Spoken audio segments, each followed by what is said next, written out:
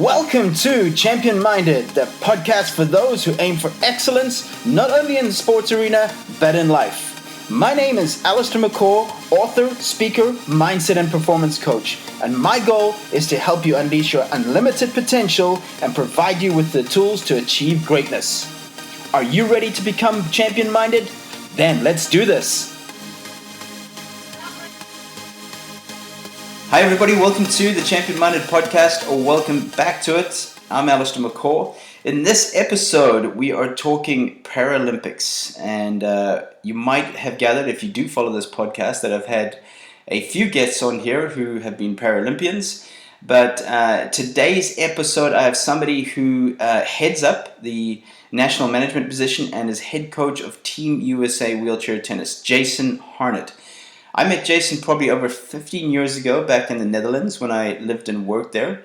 He's someone that over the years we've grown a great friendship, someone I respect and admire greatly. I've seen the things he's done within the USTA wheelchair tennis division together with a great team he has there, Jason Allen, Johan Walland, and many, many more. So I thought I wanted to get him on the podcast today because in my opinion, there's no one better to speak to that knows this industry, knows the sports with disabilities and Paralympics better than Jason Harnett. Guys, I have a 2-page bio of Jason, and I'm not going to read it all, obviously, but he joined the USTA high performance wheelchair staff in 1998. That makes it 21 years ago. That's why I'm saying this guy has more experience than anybody I know. He's guided the US teams to 9 world championships. He's worked with numerous number 1 players. He's been to 4 Paralympic games, and he'll be going to Tokyo this year as well in 2020. He currently resides in Orlando, Florida with his wife Jennifer and 3 children, Benjamin, Angelina, and Broderick. And I know they have a couple of dogs as well, and cats and geese and birds, and I absolutely everything. So super excited to get Jason on the podcast today. We talk about culture. We talk about the challenges that he has within Paralympic sports. We talk about leadership. We talk about growth mindset. So many things. Also just about the lack of real understanding within sports of disabilities and so much more, guys. So I know you're going to enjoy this one. There's no one better I could find or could think of than Jason Harnett to talk all things Paralympic sports and sports with disabilities. So here it is, guys. Enjoy this one. Here's Jason. Jason, welcome to the Champion Minded podcast. Thank you for having me, Allistair. Happy New Year to you. Yeah, and to you too. Did you have a good one? You know, never as much rest as we'd like, but very, very productive at home with the wife and the kids, and kind of that recharging time of year. So yeah, it's been very good. Nice to be home. I don't think you know how to rest, Jason. If you know, I've known you now for over 12, 15 years. I have no idea, and you are always doing something. So and of course, kids as well keep you busy. It does, and you know the workload's high. The family life with 3 young children. For you parents out there, you know what I'm talking about. 7-year-old, 5.5-year-old, and a 3.5-year-old. Wow. There is no stopping. You know, you come home from work and it's more work with the family, and then actually in the evenings and you're back to your work. So it's kind of never ending. Yeah. Now, I'm pretty excited about this one because I've really wanted to get someone like yourself onto the podcast because Champion Minded is about performance, motivation, mindset, preparation, and we've already actually had 2 Paralympians on the podcast, Erica Gravel, and we had Richard Whitehouse. So you're going to be our 3rd from that community, which is awesome because I know you have a ton of experience. There's a lot of things I'd love to get into on this podcast, and I just thought there's no one better to get on than you, Jason. So thanks for taking the time. Well, I appreciate that. Yeah, we've been doing it a long time. It's remarkable, actually. Considering I feel like I've had 2 lives, 2 in the tennis world at least, being an able-bodied coach, but having worked with able-bodied athletes, collegiate and pros, but then on the wheelchair side, having worked both grassroots and professional Paralympic level, it's been quite an interesting run for sure. Well, it's been a long run. That's what I admire of you because, you've worked with all levels. able-bodied, Yeah. those in wheelchairs, young, old, development, you name it. You've got this, and for me, that's a great coach. Is someone that has the ability to work with not just one age group or one particular division, but you have a scope for a lot more. But let's start here. How did you get involved Yep. in Paralympic sports? It's an interesting story. I mean, I know we all know our own stories, excuse me, very well. I first got introduced to wheelchair tennis when I was 12 years old, and I know some people are like, "How is that possible?" I grew up in Southern California, and it just so happened the tennis club that I but grew up playing at, the Rack Club of Irvine in Orange County, California, was the home site to the original World Team Cup, which is our Davis Cup and Fed Cup equivalent. In wheelchair tennis, and also the home base for the U.S. Open for wheelchair tennis. So imagine being 12 years old, and once a year, all of a sudden 200 or 300, folks in chairs come rolling through the front doors of your club, and that was a remarkable time because I just remember, seeing so many folks with disabilities there, and of all levels, from the letter division levels, the A, B, C's, and D level players. To the Paralympic level, and learning about who Brad Parks was, the founder of the sport, and Randy Snow, the first great true champion of wheelchair tennis, two legends of the sport, just all you ever heard about. And so as a 12, 13, 14, 15-year-old, every year seeing these folks coming back, I thought, well, that's interesting. And of course, as a kid, you're not thinking, this is my future. I played high school tennis, junior tennis, played collegiate tennis. And then when I came back after college, my first real job was at the Vic Braden Tennis College up in Coto de Caza, California. And I remember Vic, one evening he had a couple local wheelchair athletes come in, and he just asked me, "Do you mind, setting up the ball machines for these guys?" And I said, "Of course." I said, "That's interesting." And I said, I remember seeing it as a kid. I'd love to talk to these guys. And that's really where I was reinitiated back into the sport. Richard Yarborough and Jerry Jenks, two local guys, wonderful guys, who saw that, I had an interest in what they were doing. And it just so happened the former director at the Vic Braden Tennis College ended up being probably my greatest mentor in the tennis world, a guy named Butch Young, who's just a fantastic guy, wanted to hire me over, as a hitting basically coach with some of his collegiate and young pros that he's working with and better juniors, because he was a little bit older and couldn't quite hit the ball as well as he needed to. And I was still young and fresh. And he also saw that maybe from a coaching perspective, he could, he could be a good mentor. And he just had the right temperament for me. And he hired me and he brought me over. And the first thing he asked me was, not knowing that I had a little bit of an idea what wheelchair tennis was why don't we start a Thursday night clinic at our tennis club from 6:30 to 9 every Thursday night, and we'll try and get this program up and running. And I told him, I said, look, I remember seeing it as a kid, and I helped these two gentlemen here at the tennis college. I said, absolutely. And that ended up being a 14-year run together. We were there every Thursday night, whether I was traveling or he was traveling, one of us would take it, or we would both be there. And that was life-changing. I mean, that was really where I knew, this is a side of the sport that I was going to remain engaged in. To what level at that point, I had no idea. And then in 98, that's when the USTA took over, the real duties of a national governing body for wheelchair tennis. It originally, was under the guise of Brad and Wendy Parks, and a crew of people called the National Foundation for Wheelchair Tennis. And at that point, wheelchair tennis had just grown internationally and nationally to a level where, Brad and Wendy I think were just not done with it. They just were it needed a different level of administrative and organization. And that's where the USTA came in. And they were looking for national coaches that very first year in 98. And I applied and got a position. And I've been, a national coach ever since. So that's really the beginning for me, and helping develop my skills. And I honestly, Allistair, I didn't know a damn thing about wheelchair tennis, about how to coach it, really know about disability. And I think that ended up being very good for me because I didn't have any, it wasn't an ego thing. Like I walked in thinking, I know exactly what these guys are going through and women are going through. And I understand wheelchair tennis and mobility patterns. I know exactly what I'm doing. I knew nothing. And what I learned very quickly was I was going to be the student for a while. You know, as much as I had a nice tennis background playing wise and coaching wise, even at that point, I knew I had a lot to learn. And there was nothing any able-bodied person was going to walk into and be an expert at right away. It was going to take years.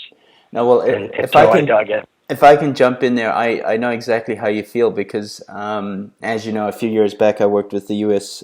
Soccer Paralympic team, and I remember distinctly calling you and saying, I'm actually scared of this. I don't know what to do. I mean, I've been in the industry for 25 years, training athletes, working with coaches, etc. And this is the first time, or not the first time, should I say, but this is getting me really uncomfortable. So, I mean, thankfully, I had someone like yourself to call on. But let me ask you this: there's going to be a lot of people that are listening to this that are interested in getting into Paralympic sports. How does one do that? I mean, I'll be honest with you, it seems like a very, and don't get me wrong, like a closed community in a way. Do you know what I'm saying? That it's hard to get into.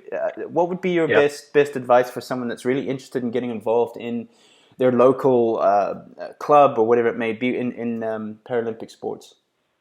Yeah, whatever sport you're in, a great guide, honestly, the USOPC, formerly known as the USOC, it's now the United States Olympic and Paralympic Committee, really have done a nice job, even just simply going on their website, and they've started Olympic and Paralympic clubs, and those are all over the country. And so no matter where you live, there probably is a Paralympic sport club in the sport that you're, an expert in, so to speak, to get involved and to get some guidance.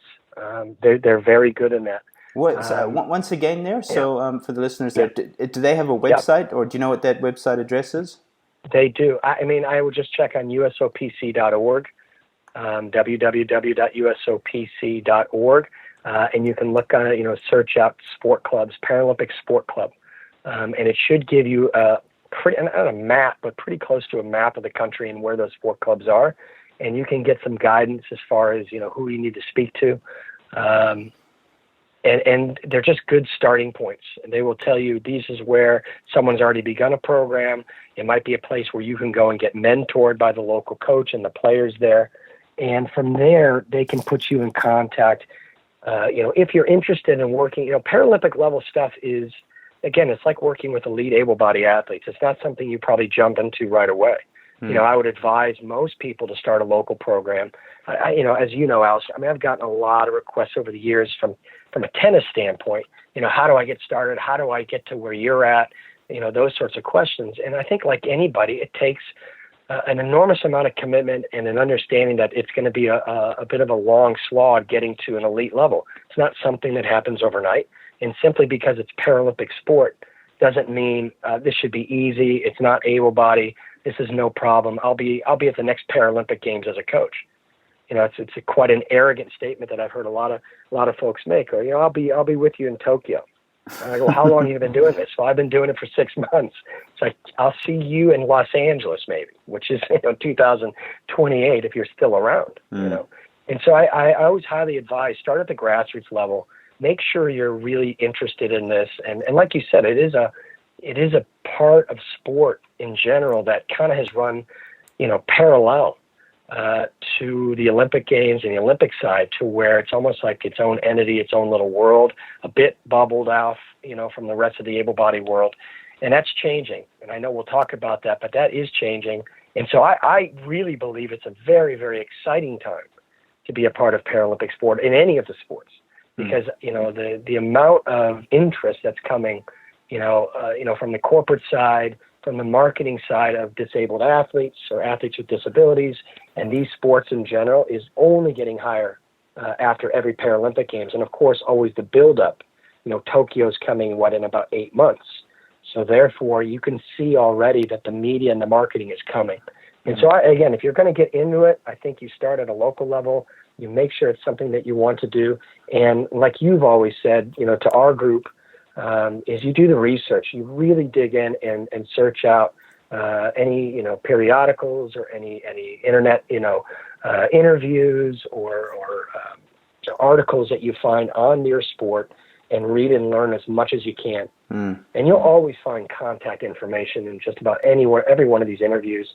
But again, I go back to the USOPC is really a nice place to start because they really are the national governing body, I think, for more than half of the Paralympic sports out there. So that's a whole nother discussion. Why is that? So. Jason, what do you see are some of the biggest obstacles to growth in Paralympic sports?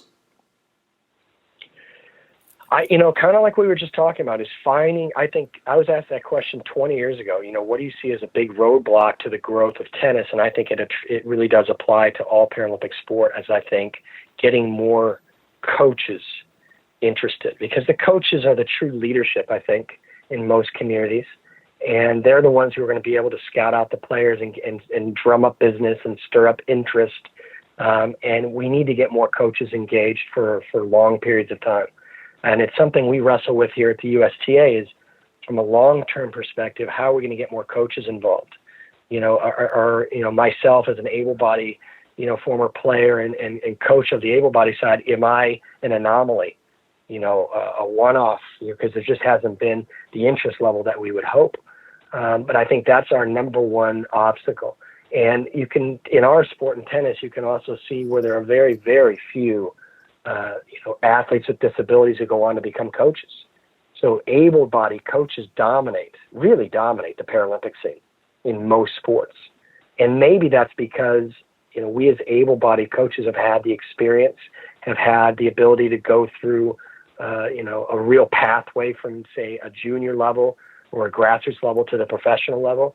And so we really do understand that entire track, where most athletes with disabilities maybe haven't gone through that. And so that aspect of coaching, they're missing that component. And that's where we come in, maybe as mentors to some of these young players who maybe want to become coaches once they're finished. But I see coaching as being a huge, huge obstacle. And another obstacle, I would say, is the support of national, governing bodies of all sports. Not all national governing bodies, represent the Paralympic side. I would say, does the NBA represent the wheelchair basketball, which is probably the most popular by numbers? Has the NBA embraced wheelchair basketball? They have not. And that's a bit surprising that they have, even at this point, they have not jumped on board and helped support and govern wheelchair basketball. But if you look at tennis, the sport I'm in, most national governing bodies for tennis in most countries have now embraced wheelchair tennis as part of their mission. And at the USTA was the very first one. So we're very proud of that.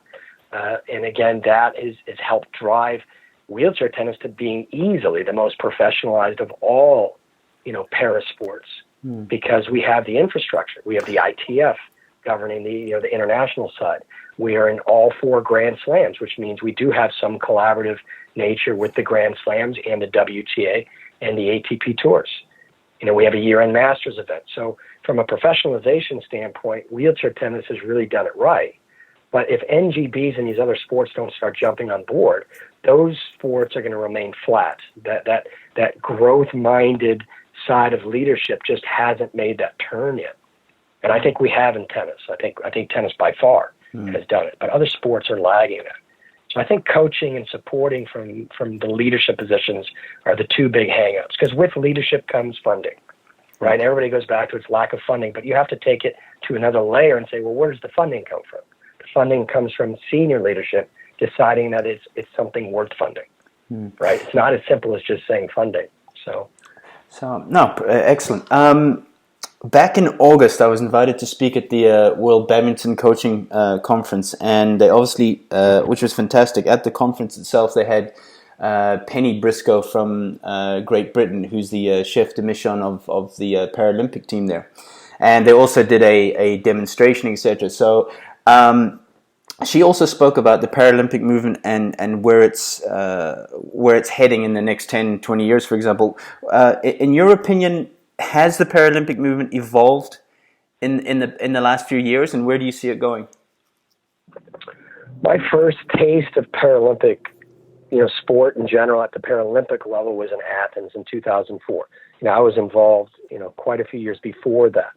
And it just depends, what eyes you're looking through. It feels like with every Paralympic Games we come to, the games themselves are getting better.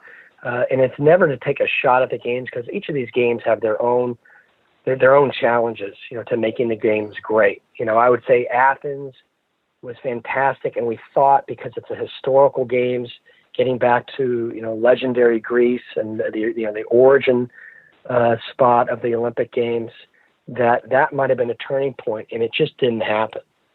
From a marketing and from a corporate investment standpoint. Who failed there? Who failed there, Jason? Why didn't it lead on to better things? I think there's a lot of business decisions that come involved with that, Allistair. I think when we look at TV rights and you look at the rights of the games themselves, they look at the Paralympics and say, is this something people at home would watch? And would this be something they would become engaged in? And I think I look at NBC, have they give us the television coverage and this is only in the United States. There's a whole different argument when we start talking about culture, which cultures embrace Paralympic sports more than others. But I feel like, there just hasn't been the leadership to maybe take that chance and say, look, we're going to run this Paralympic Games exactly how we run the Olympic Games. Now, this was 2004, and they didn't do it. And you could see that we just didn't get the coverage. However, from a ticket sales standpoint, if my memory serves me correctly, the Paralympic Games has outsold the Olympic Games every one I've been to. Wow. And I think partially that's because there's so much excitement after the Olympic Games that the people hear, a couple weeks later, here comes the Paralympic Games, and they hear about disability, and they think that's exciting, that's new, and they sell out. And so that's what's so exciting. So when you see that, you're thinking, well, why isn't NBC, why aren't these major media corporations buying in? They're increasing their coverage every games exponentially, but we're so far behind the able-bodied side. And it's hard for me as an able-bodied person to go, why is that? What is taking so long for them to buy in? And I think ultimately, over the next 20 years, to get back to the question, what's it going to take? And I think it's trickling in from the individual level. You're starting to see the individual personalities in Paralympic sport get rewarded. Like if you're a really outgoing athlete who happens to be a winner, just like the able-bodied side, well, guess what? You're going to have a lot of people coming to have you represent their company and their product. And that's what's happening in tennis quite a bit. And it's probably at the highest level, the best level. But I would also say you've got some track and field athletes and some wheelchair basketball athletes internationally who are starting to get that level of exposure. And I think that's a huge step because you're getting to know the players as individuals. You're not looking at the sport in simply a general fashion. You're looking at, okay, are there athletes here that can represent our product and represent it well and maybe have a different story and a different slant towards selling our product? Because it is business at the end of the day. Mm-hmm. And I thought Rio was a bit of a step backwards, unfortunately. And again, I'm not going to get into, where money ends up and any corruption issues. It's not worth that discussion. But unfortunately, after London, I thought London knocked it out of the park. I mean, they hit it perfectly. And to tell Penny that, look, you guys in 2012 absolutely blew it out of the water. Because we had great fears after Beijing in 2008, which we thought was excellent, that it was going to be tough to follow that. Just because of the amount of money that China had to spend on the Paralympic Games, we thought GB maybe not have that level of funding and that level of interest, and we were very, very wrong. And that's where we thought 2012 was a turning point. And Rio, unfortunately, just didn't carry that momentum. But we do feel with Tokyo coming up that everything's falling into place for this to be maybe the turning point in Paralympic sport, and partially because they have such success from their individual athletes in a lot of sports. Tennis, probably the best, but in most sports, they've just got a lot of success, and so they're going to pump a lot of money into promoting their sports and their athletes, and I think that's going to be a new template, for what it is to be a successful, Paralympic Games and to promotion, the promotion of our Paralympic athletes. So it's an exciting time, but again, 20 years, that's 2004. We're going here now into 2020. That's 16 years. We've seen a lot of growth in certain areas and maybe a little bit of flatlining in other areas. But I think the overall trend is up. And that's really what we hang on to. There's no deflation. There's no downside right now. Everything's kind of on the up and up. And I think the key is going to be international exposure. And I think it's a lot better, but I think the United States in general is quite a bit behind, and that's unfortunate because we are such a powerful entity and we do have a lot of influence in the world, especially socially. From a popularity standpoint, we have a lot to offer. But the Paralympic movement just hasn't really, we haven't gotten the bug for it yet. But I think it's coming because we do have the athletes for it. So. Let me ask you this: what are the challenges when working with an athlete with a disability, especially as an able-bodied coach? What have you found has been, and we already touched a little bit on this, but I know from my experience of traveling is probably one of the biggest obstacles. What else would there be, Jason? I think it depends where you are in your coaching career. If you're new to this, I think the challenges are like you said at the beginning when you started working with our U.S. Paralympic soccer team down there in Chula. What does your instincts tell you? Your instincts are like, I'm unsure, right? I'm not sure. I don't know. And I would never in my life claim to understand what our athletes go through. I cannot. And I think it would be an incredibly arrogant statement on my part to say, oh, I understand what his day is like or her day is like. That's just a ridiculous statement from an able-bodied person. I can't understand that. What I can try and do is have empathy for what that day is like and try and have an understanding of what their situation's like. And I think that's the great challenge is getting to know your athlete to where they're completely able to open up, explain their situation very well to you, so you as a coach can have an understanding of what they can and cannot do. And then, of course, our challenge is to push them beyond that.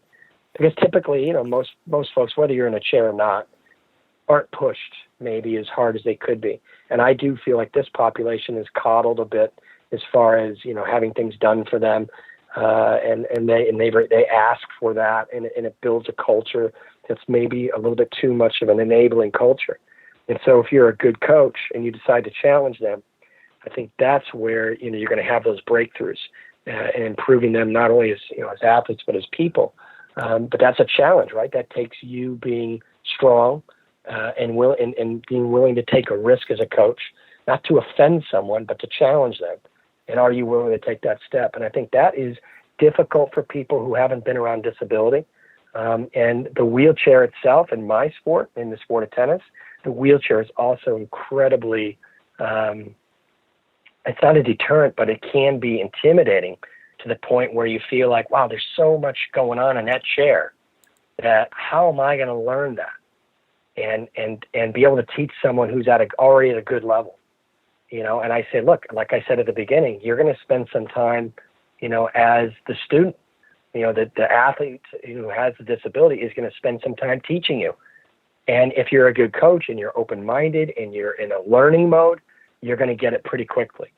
But another aspect I think that is very important, whether you're a wheelchair basketball coach or a track and field coach or a tennis coach in para sport, I think you have to do your best to try and put yourself in the athlete's shoes, at least equipment-wise. Equipment-wise, again, I could never understand what it's like to have a spinal cord injury or be a quadriplegic athlete. How could I possibly understand that? But what I can understand is what it is to be someone who uses a tennis wheelchair, right, and understand the chair's limitations and what the chair can and cannot do, and that helps me understand the sport better. And then, of course, I've got to learn more about the individual. And all that takes time. And I know we're in a culture where we want things now and we want to get this stuff quickly. And it's just not something you can do quickly because you'll make mistakes. Not that mistakes are bad, but I think you'll make silly mistakes that don't need to be made. Just simply because you're in a hurry to learn all this. And I think you want to take your time and really, really learn it. And then you can say at some point that you're an expert at it. So, but those are the challenges. I think disability in the chair are huge because most coaches I know who have come to me say, look, I would love to get involved, to run a local clinic. I don't need to be at a Paralympic level. I just want to run a local program at my club because I know what it can do for my culture at my club and so forth. But man, disability scares me. I don't want to hurt anybody. And that chair looks like nothing I've ever seen. How do I learn about the chair? Right. And those are all things I went through at the beginning. And you continue, push forward. And then you realize it's a wonderful side of tennis that possibly has been overlooked for 40 years, for a very long time. Jason, you've been in this position since what, 1998? You've been with the USTA wheelchair, is that right? I've been a coach, correct. The position I'm in now, I started a little over 3 years ago. Okay. Correct. All right. I mean, I remember we met. I can't remember. Was it maybe? It was 2005. 2005. So you got a better memory than me. In Amsterdam, it was at the. It was at the NEC.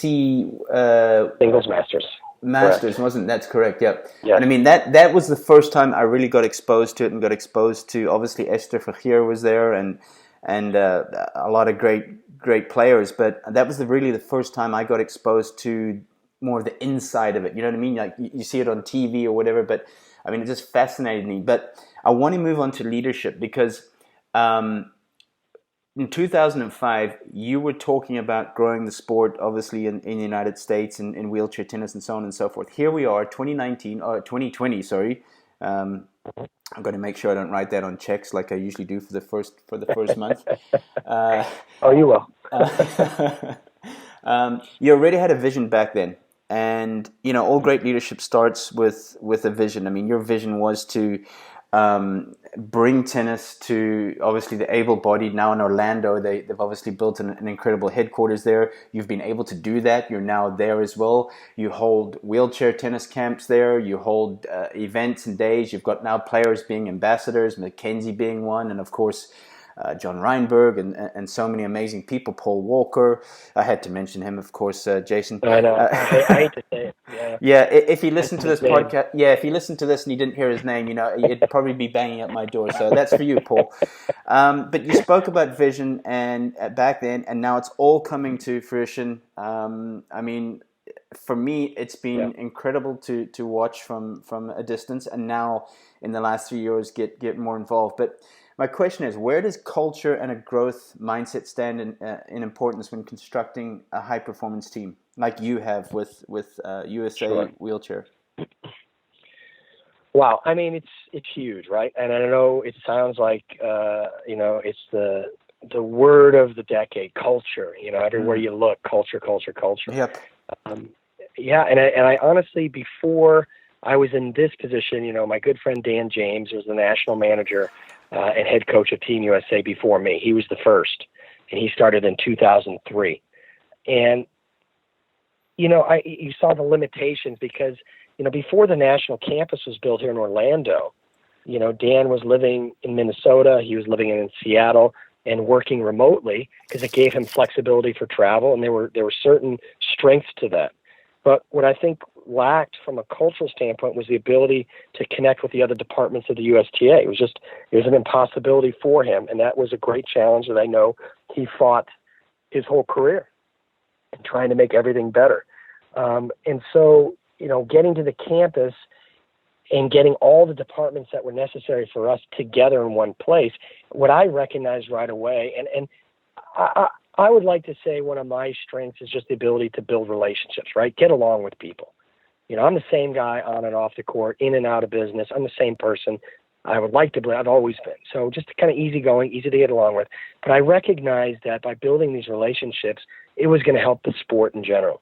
And so by meeting people, getting to know people, getting to know their families, we all start to recognize that our intentions are all pure and we're all about doing what's best for the sport. It's nothing to do with us.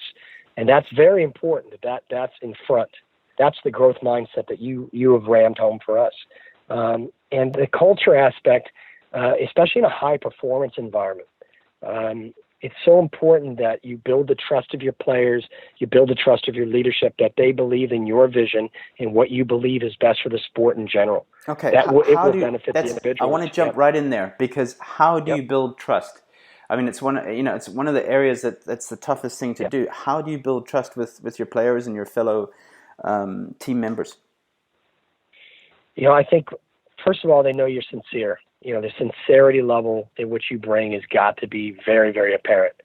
I think if it appears as though your interest is about you and your career, I think you lose them right away, right? And I think they have to understand that you're in for the long haul. And I think what's bought me some street credit without being in a chair has just been my longevity, right? And just being able to, he's been around a long time, hasn't been fired yet, one of those situations. And so you right away, you build some trust with your players that way. But again, taking a personal interest in your players. I'm not saying you got to go to dinner every night, but staying in touch with them and making sure they understand that their best interest is in your best interest and the program's best interest. That's how you buy the players. And they know that you're in it for the long haul, thick and thin. You're going to be there for them, right? But you create standards. That's one of the things. I'll talk about. Our growth at the USTA. We had a split in our department in March where the high performance side, the side that I manage, was absorbed into player development, which is the professional side of the USTA, and that's where all the young up-and-coming pros are all training for the most part, is within player development. Whether you're in Orlando or Carson or the National Tennis Center in New York, you're in our system. Well, there's a culture here, and it's a high-performance one, and there are standards and there are non-negotiables that we live by. And I think what that does. What are some of those standards? What are some of those standards, Jason? Some of the standards, just basic professionalism. Showing up on time, tucking your shirt. Not. I'm exaggerating, but making sure that our parameters are all based around the growth of the athletes. We're trying to create not only world champions, but we're trying to create better people, and that starts with us being on time. Right? That takes us being prepared for our day with the athlete. And we have systems in place to help us with that. But understanding that it all starts with us, the leaders. The athletes are going to follow our lead. And if our behavior or our decision making is erratic and not consistent, well, how are we going to expect our players to have the same? And when they look at us and go, well, coach, you're 10 minutes late. Mm-hmm. Or coach, you're not prepared, or you don't even know what we're doing today. You get that. And there's pressure on coaches to be good every single day. But in the environment that I'm in, we really have to be on the ball. And we want to be, because we know that's the standard we're setting, not only for ourselves, but for the players. Mm-hmm. So it's important, I think, that the players, if they're going to buy in, they have to look at me every day and go, wow, that guy shows up to work every day. He's fighting the fights behind the scenes that maybe most of us don't know much about, but we know he's doing it because things are happening. And when that starts to happen, and I think it's being seen and felt by the athletes, the buy-in is going to be there. But from the leadership point, what I see at player development for the USTA is fantastic. Their standards of what I just mentioned are incredibly high, and they drive it home every week. Reminding us every week, remember who you represent. And they're also quick to remind us about taking care of ourselves.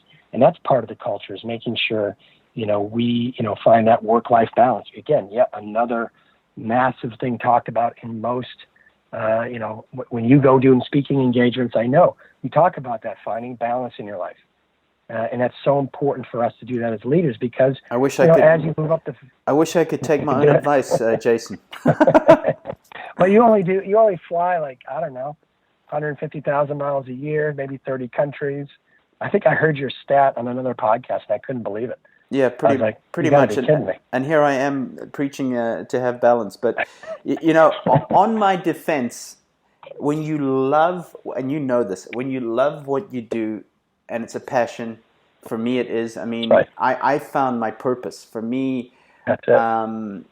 I'm living my purpose right now, so it's pretty easy. I have to pull myself away from wanting to read more, do something else on social media, for example, or whatever it may be. But I mean, as well. I mean, I think that's why I honestly felt so connected to you as well, is that you just have an incredible passion, and talk about trust. People will see through your intentions. They will see through. Why you really do this, why you are doing what you do. If you're not passionate about it, then people will call you out. That's right. And you talk about purpose, and you talk about, and again, I'll get back to purpose in a moment, but when you to talk about culture, I knew coming into this position, I needed help, right? I knew I had a good crew of coaches around me, Paul Walker, John Ryber, John DeVores. I had three fantastic humans, great men. Mm-hmm. As mentors to our young players. They're just fantastic. They're reliable. They're professional. They're experts in what they do, right? And I knew I needed those guys to be around me to help with decision making. I don't do anything in a silo, Everything I do, I discuss with our team. Everything. And if there's a disagreement or a way of doing something better, I want to hear it, because it doesn't make sense for me to sit inside my own room and listen to my own voice and convince myself that every decision I make is spot on. That is not going to work. I mean, that will be true. I remember you talking about the importance of having an open and honest culture. And like you said there, is that, as a leader, and a lot of leaders don't get this right, is that they feel they have to make all the decisions. And right. You're someone that, like you just said there, you bring in your team of people and you discuss ideas. And I think that's what also builds, togetherness and the trust and everybody buying into the vision, that it's not just the leader's vision because he or she is always making the decisions. Correct. It's not a dictatorship. But that is why when I came in, I knew before I took the position, it was one of those, if I ever get into that position, if that's a position that is offered to me or I move, and I knew that where you were in your career and what you were doing at that point was going to be someone that I would be calling almost immediately. And that's exactly what happened, right? And it's exactly, I knew I need a third party who's objective and strong and smart to look at what we're doing and say, yes, that's working. No, that's terrible. That needs to be reconstructed or revisited or whatever. And you've been that mentor for us. And we needed that. And if it's not you, I would suggest to other people, you need to find someone that you do trust or you believe, will be objective, not personal. And it's going, I'm looking at it completely from a clean set of eyes that maybe doesn't know exactly what's happened. And I know that's where you were coming from. You're just going to observe and you're going to say, this is my opinion. This is what I've seen in other cultures and other high-performance cultures in sports. This is what's worked. This is what hasn't worked. This is maybe something that could work here. And that's exactly what we've done. And we made a major turn 18 months ago, honestly. And that was, a lot of it came through your leadership and mentorship of us, because you were seeing things in a pure way. I'm not saying what we saw through our filter was very different than what you were seeing, but that affirmation of what we were thinking was what you saw helped us tremendously in making some very tough decisions. But we knew there were decisions that for the long term had to happen, or we were just going to eat ourselves. And it just wasn't going to work. No, well, I commend you and I appreciate you having been there for us, honestly. Well, without that guidance, it would have been a very tough slog. Well, thank you so much for putting your trust in me, and it's been an incredibly enjoyable last 3-4 years. But yes, I do. I come into environments and I'll give you my opinion, but at the end of the day, it's the leader, in this case yourself, who had to make those tough calls and make those tough decisions. So in my experience, Jason, I've gone into organizations and into cultures where, I'm not saying that they have to take all my advice. I'm basically, like you said, just seeing it from an outside perspective. But the leader doesn't, and you see the leader doesn't make those tough decisions. And, a great leader has to have courage. And that's something that you and your team has been able to do, is really have courage. But Jason, I don't want to take too much of your time. I can't tell you how much I appreciate this, but one last question. What would you consider to be some of the misconceptions about parasports and people, persons with a disability? I think at the top of the list is they can't do what other people can do, right? That's the first thing you see is, well, how can they do that or not do that? And that can stunt someone's desire, or blunt is probably a better word. Blunt out the desire to get involved, going, I don't think they can do what I'm going to ask them to do as a coach, and so therefore why should I pursue this? Or they think lesser, or, maybe they don't understand. It's like, just because they sit in a wheelchair, they can't think for themselves, they don't have dreams and aspirations like everyone else. You're going to tell Esther Verheer, because she's in a wheelchair, that she can't do something? I mean, it's outrageous. And again, on the surface, I can see where people do that, but it's unfortunate. And I think that's what's hurt the growth of the sport, not only my sport, but all parasport. And it takes people who are strong-willed and have the ability to see through that, to understand that these folks are like anybody else. They want to do everything the able-bodied side can do. They want to show, and there's almost a drive to show what they're capable of doing. And saying, look, I can do this as high as level as anybody. And is parasport different than able-bodied sport? Yes, it's just a different sport. It's not lesser. It's not greater. It's just different. And it doesn't make the players and the athletes involved different. My fellow teammates and leaders, Joanne Wallen, who Joe Wallen and Jason Allen, they came into the position at the USTA not maybe knowing much about wheelchair tennis, but they both, having been excellent players and having a tennis background, learned right away that these are not athletes that they need to treat differently, right? They don't need to treat these athletes differently than anybody else they've dealt with in their life. And I think the misconception is we've also got to take it easy. We got to be a little lighter in hand than we would be with an able-bodied athlete. And we have some great coaches at player development. Jose Higueras being the legend, but with Martin Blackman and Catherine Rinaldi and Ken Kinnear and Ola Malonquist, they take a real empathetic approach to what they do, but they walk a line. They go, you can't be too empathetic to where you're showing pity. There's no pity here. The players don't want that. The players want to be treated like any other athlete, and they want to be trained that way. And so I think as coaches, we need to respect that. And for the ones, for those of you out there who are looking to get involved in any parasport, whatever sport you're in, make sure that you come with the same vigor, the same excitement, the same preparation and professionalism you would do with any able-bodied athlete. And that is what will gain the respect and the trust of your athlete. And so put aside the misconceptions that someone can't do something, challenge them, make the adaptations that maybe you might have to make because of the disability, and then move on. And if you do that, you're in, and you're going to be in for a long time, and that's where I'm at. So, well said. But I would say. Well said. I mean, this has been incredible, obviously, to have someone like yourself on the podcast and to get the insights of parasports. So, Jason, again, a huge thanks. So, as I ask everybody on the podcast, in your opinion, and this doesn't necessarily need to be in sports, but in life, what does it take to be champion-minded? I think you said it before. I think to be champion-minded, you have to embrace the mundane in some levels. In all sports, so much of what we do is repetitious and process-driven. And I think you have to embrace that. It may not come, especially naturally to you. And that's not only just players, but that's coaches as well. That's something that I've learned in the position that I'm in now, going from being on court almost exclusively to now being almost exclusively corporate and in a managing position, that you have to be able to embrace change. You have to be able to accept some failure because that's inevitable. And then with that failure, of course, you learn from it and you don't make that mistake again, hopefully. But champion-minded people are the ones who get up every day and they're excited about what they do. And I think you said it before. There are days, of course, where like, gosh, I'm so burned on what I'm working on right now. But there's always something that brings you back, whether it's an individual or person or the mission itself.